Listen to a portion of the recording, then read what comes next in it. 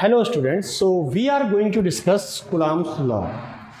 तो देखते हैं कि कूलम्ब्स लॉ की एप्लीकेबिलिटी क्या है और कूलम्ब्स लॉ एक्चुअल में क्या है, हम इसमें समझते हैं। तो सबसे पहली बात, कूलम्ब्स लॉ एक फोर्स है जो दो पॉइंट चार्जेस पे लगता है।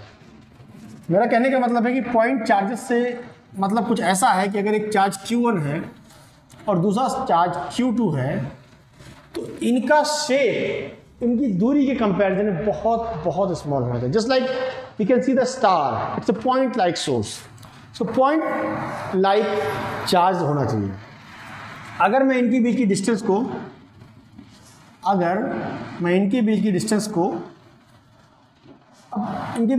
मैं R कह लेता हूँ, ठीक है।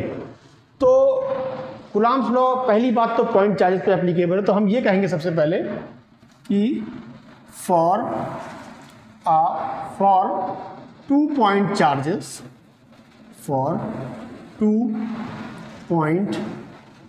Charges there is a force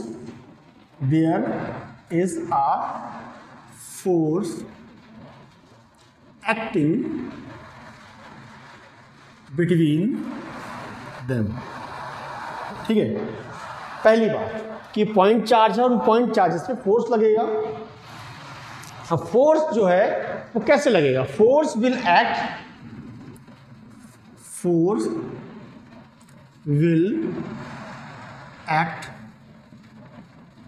along the line joining the two charges. जो फोर्स है वो एक्ट करेगा कहाँ? उसी लाइन पर जो इन दोनों चार्जेस को ज्वाइन करेगी। यानी कि मान लेते हैं कि ये दोनों अगर पॉजिटिव ही चार्ज में होंगे, ठीक है, तो ऑब्वियसली ये दोनों एक दूसरे को रिपेल करेंगे। ये वाला चार्ज इस पर फोर्स इधर लगाएगा तो force on one due to two, और ये वाला चार्ज इस पर फोर्स इधर लगाएगा तो force on two due to one. So this is the brief introduction about Coulomb's law. अब ये लगता कैसे है? तो यहां पर जो फोर्स होता है, force is directly proportional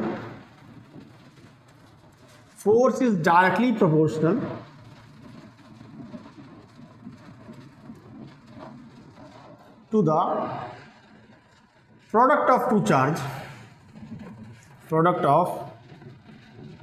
two charges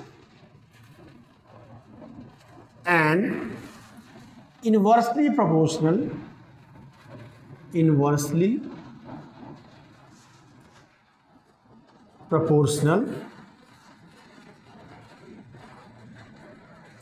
to square of distance between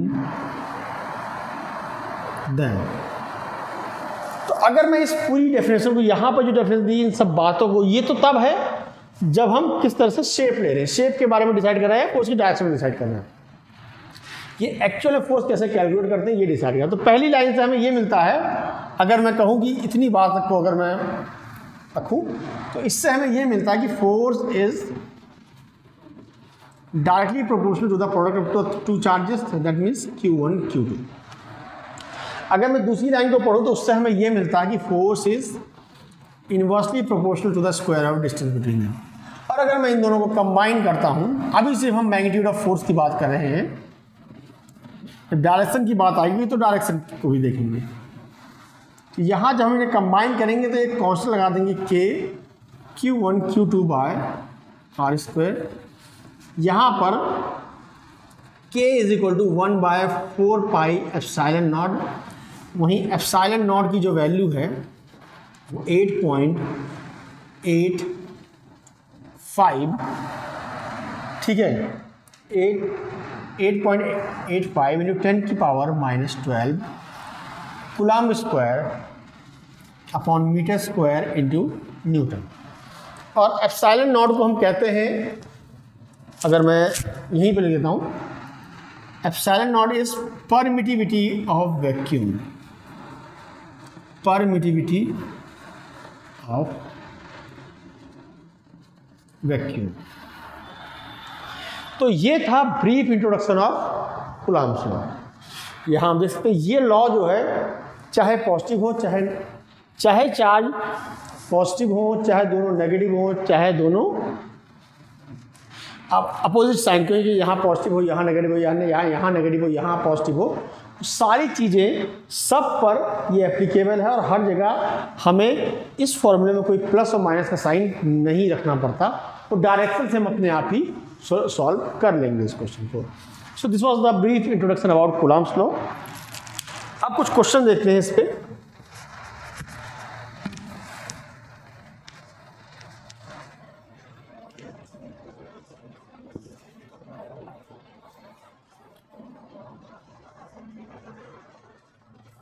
अच्छा, अभी हम जो चीज़ डिस्कस कर रहे हैं वो सारा कुछ हम वैक्यूम में लेके कर रहे हैं। तो अगर हमने दो चार्जेस मान लो, एक चार्ज हमने यहाँ रखा 3 माइक्रो कूलम्ब का, दूसरा चार्ज भी हमने यहाँ रखा, ये हो गया 3 माइक्रो कूलम्ब का अगेन।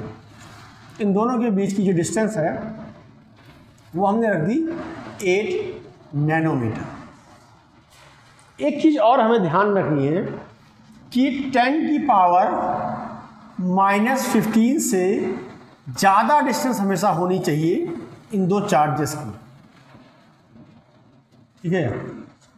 अगर 10 की पावर -15 से कम डिस्टेंस हो गई तो कूलम्ब्स लॉ एप्लीकेबल नहीं रह जाएगा।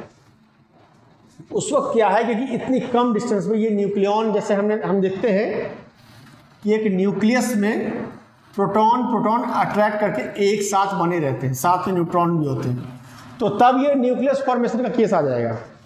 तब ये फोर्स कूलम्ब्स लॉ पर जो फोर्स है, न्यूक्लियर फोर्स, वो भारी पड़ जाएगा, और तब कूलम्ब्स लॉ की एप्लीकेबिलिटी खत्म हो जाएगी।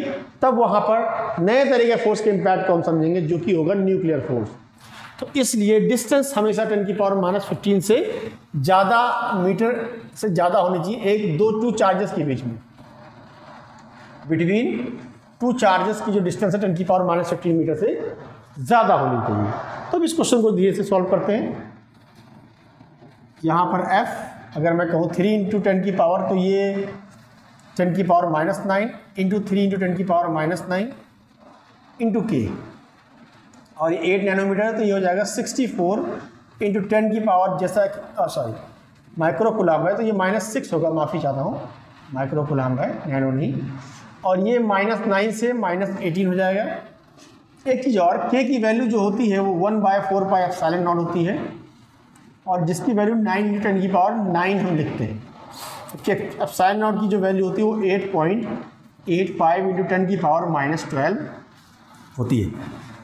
तो यहाँ पर हमारे पास जो ये वैल्यू आ गई, तो अब k की वैल्यू अगर हम यहाँ रख दें तो ये होगा 9 इंटू 10 की पावर 9, तो यहाँ से 81 हो जाएगा। तो f इज इक्वल टू 81/64। अब पावर की बात करें तो 18 ऊपर गया 9 27, और 27 में से अगर हम 12 घटा दें तो ये हो जाएगा 15, 10 की पावर 15। तो ये हमारा फोर्स आ जाएगा यहाँ।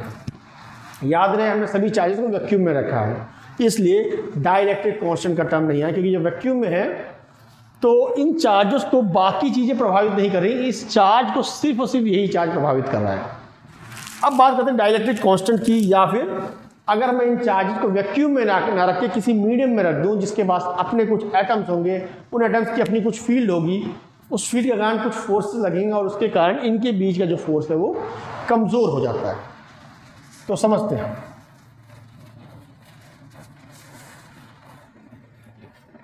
ठीक है,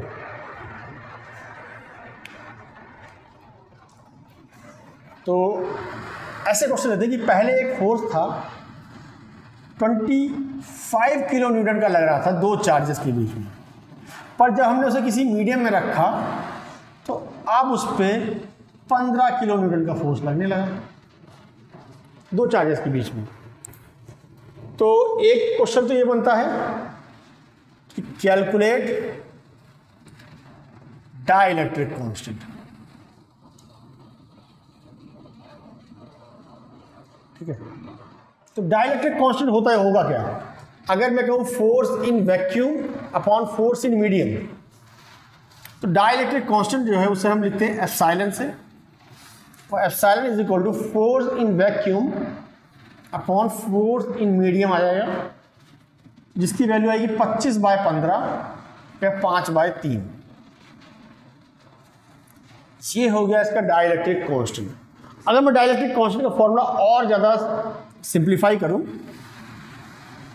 तो फोर्स इन वैक्यूम में हम लिखते हैं Q1 Q2 upon 4 epsilon not R square.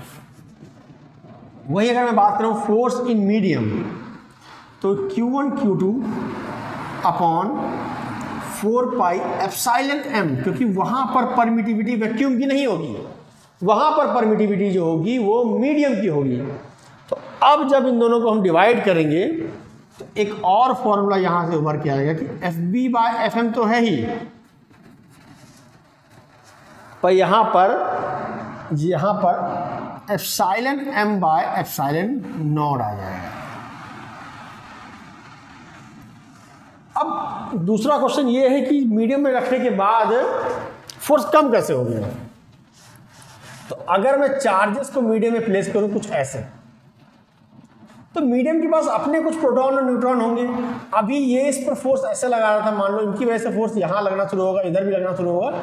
हालांकि ये फोर्सेस छोटे होंगे, वैसे ये इस पर फोर्स लगाए, ये फोर्स बड़ा है, लेकिन बाकी नन्हे मुन्ने फोर्स इधर उधर भी लगना शुरू होंगे, जो इसके इम्पैक्ट को यहाँ पर अपना ये फोर्स जो था, इसके इम्पैक्ट को, इसको मैं कह दूँ फोर्स इन वैक्यूम,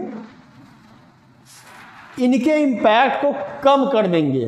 तो जब कम कर देंगे तो फोर्स कुछ इतना आ जाएगा, और force in vacuum divide by force in medium, the ratio of these two forces in the different medium, one in the vacuum other in the medium, that give us the value of dielectric constant. So इसको term को हम कहते हैं die electric constant. तो इस तरह से हम कूलॉम्स लॉ और डाइलेक्ट्रिक कांस्टेंट को समझ सकते हैं। अगली क्लास में हम और न्यूमेरिकल्स देखेंगे।